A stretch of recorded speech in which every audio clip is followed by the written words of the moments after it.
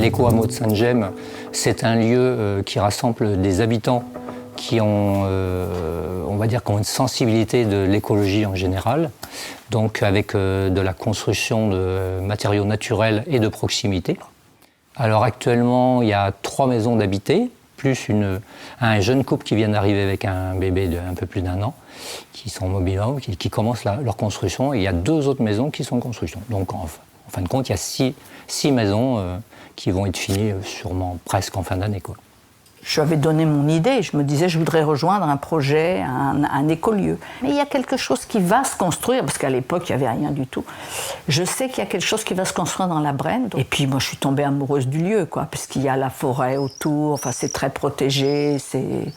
Moi j'ai dit bon ben oui c'est bon. Je me suis décidée très vite, quoi. Pour moi c'était une évidence. Voilà. Puis vivre dans des conditions tout à fait confortables, mais en même temps très écologiques, économiques. Puisque j'ai choisi un poêle à bois et j'ai consommé, cette année, je n'ai consommé, j'en reviens pas, 1 stère de bois, c'est tout, dans tout l'hiver. Donc c'est rien, quoi.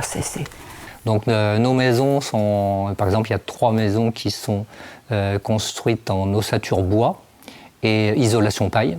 C'est la paille de 35 cm d'épaisseur, la laine de bois, 4 cm d'épaisseur, le frein vapeur, un vide pour passer les câbles et autres, et ici donc le revêtement intérieur. Les principes de l'éco-construction, comme je dis, c'est le jour où vous partez, par exemple, on laisse à l'abandon, au bout de quelques dizaines d'années, tout repart à la terre.